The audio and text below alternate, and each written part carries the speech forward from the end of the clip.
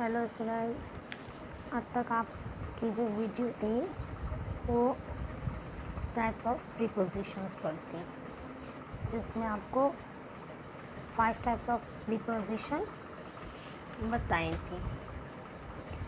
Simple position, double preposition, compound preposition, participle preposition और phrasal preposition. अब फिर दोबारा बताया जाएगा types of preposition but on the basis of usage. ठीक है, on the basis of usage आपकी जो प्रीपोजिशन है वो 8 टाइप्स हैं, 8 प्रकार की हैं। इससे पहले जो पढ़ाया था टाइप्स ऑफ प्रीपोजिशन वो था on the basis of word structure. ठीक है, अब जो है ये है on the basis of usage. ठीक,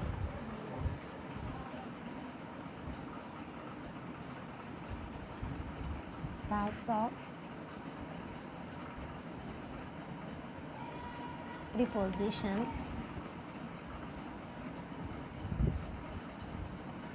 on the basis of usage. So on the basis of usage there are 8 types of prepositions.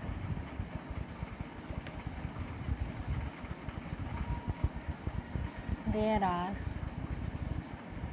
8 types of prepositions. 8 types of preposition में कौन कौन से प्रीपोजिशन है? Prepositions of time, prepositions of place, prepositions of movement, prepositions of manner, prepositions of measure, prepositions of source, prepositions of position and preposition of instrument.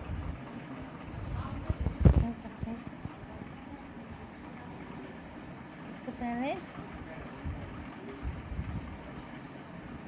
prepositions of time, दूसरी है prepositions of place, prepositions of place, third है prepositions of movement,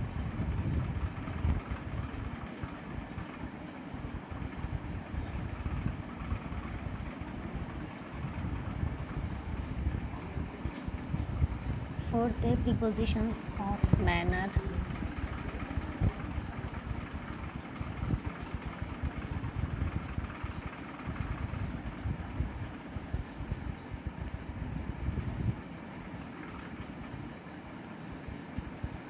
fifth है prepositions of instrument,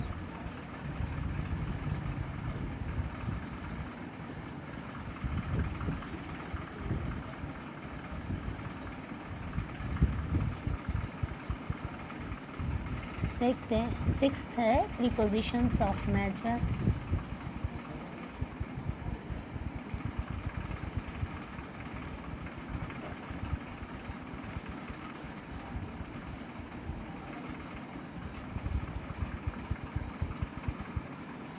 seventh है prepositions of source,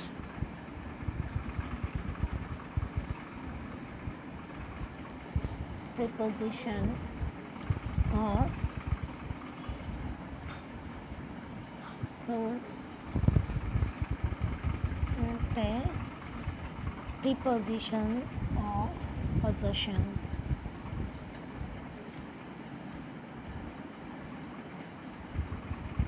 Prepositions of possessions.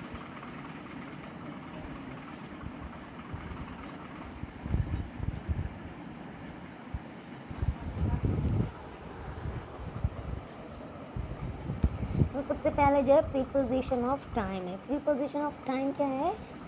ये preposition sentence में कब use होती है? ये प्रीपोजिशन सेंटेंस में जब यूज़ होती है जब कोई भी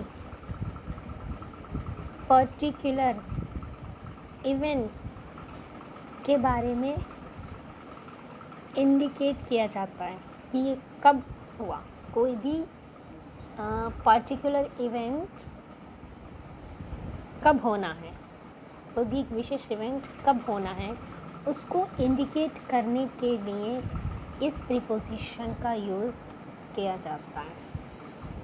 ठीक है, जैसे कि इस प्रीपोजिशन में आती है in, on, at, during, since, for, ये सब आते हैं।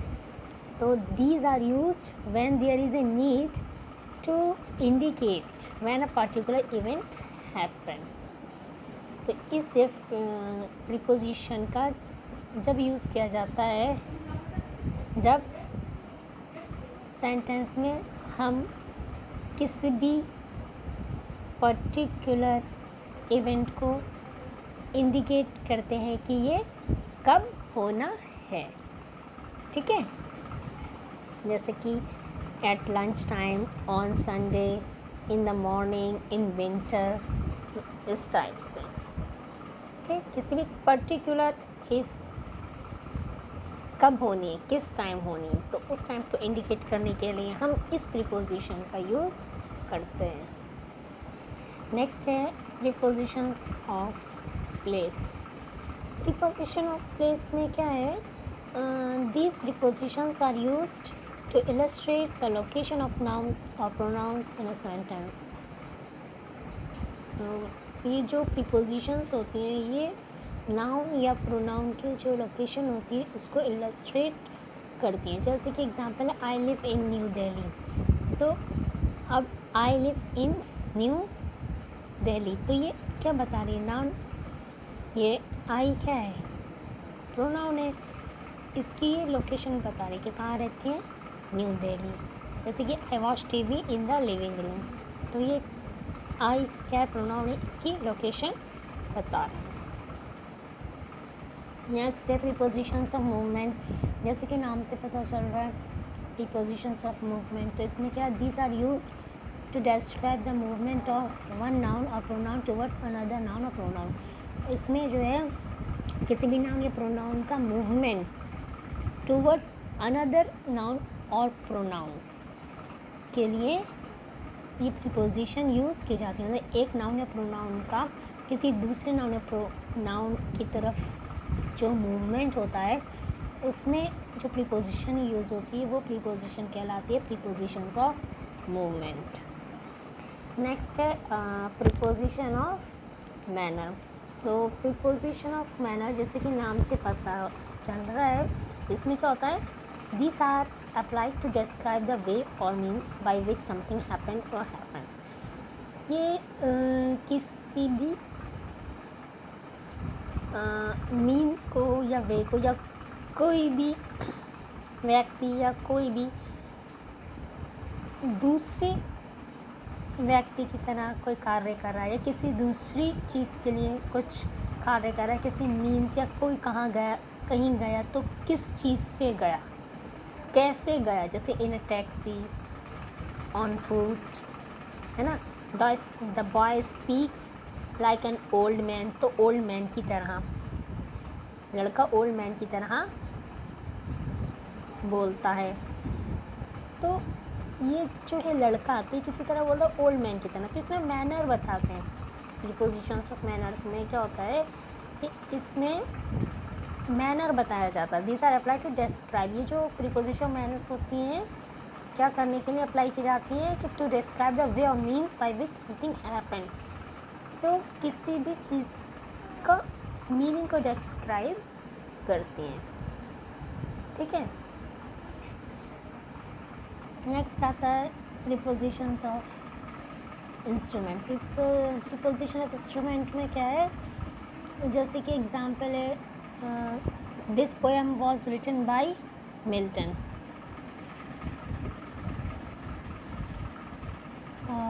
We see with our eyes, हम अपनी आँखों से देखते हैं। She is writing with her blue pen, वे अपने ब्लू पेन से लिख रही है। इस टाइप से इसमें जो है इंस्ट्रूमेंट को या किसी दूसरी चीज़ को इंडिकेट किया जाता है कि ये जो कार्य हुआ ये किसके थ्रू हुआ है, ठीक है।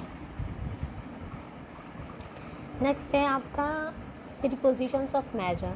जैसे कि नाम से ही पता चल रहा है आपको, प्रीपोजिशन ऑफ मेजर्स में क्या है, इसमें किसी भी मेजरमेंट के बारे में बताएं, जैसे 10%, 1 dozen, 2 litre, 5 inches, 18 pounds, 2 points, इसमें मेजरमेंट का बताते हैं, ठीक है। किसी भी क्वांटिटी को बताया जाता है कि कितनी क्वांटिटी, ठीक।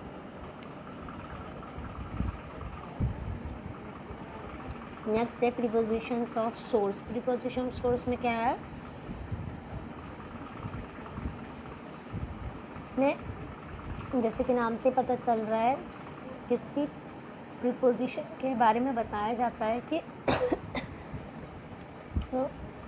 प्रीपोजिशंस ऑफ सोर्स का ये बताया, जैसे कि एग्जांपल है the earth receive light from the सन।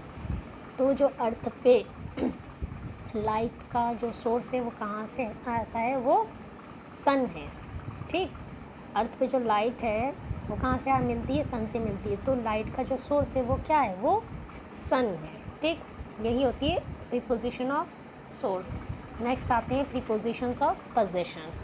जैसे कि प्रीपोजिशंस ऑफ पोजीशन से पता चल रहा है these prepositions are applied when it is needed to indicate that one noun or pronoun owns another noun or pronoun in the sentence। जैसे कि sentence में कोई भी नाउन या प्रोनाउन किसी दूसरे नाउन या प्रोनाउन को ऑन करता है, मतलब वो उसका ऑनर है। जैसे कि एग्जाम्पल है the old man had no money on him. तो यहाँ पर क्या है, ओल्ड मैन के पास पैसे नहीं हैं, ठीक है। जो पैसे थे ये कौन था, ओल्ड मैन इसका ऑनर था, तो उसके पास क्या नहीं है, पैसे नहीं है।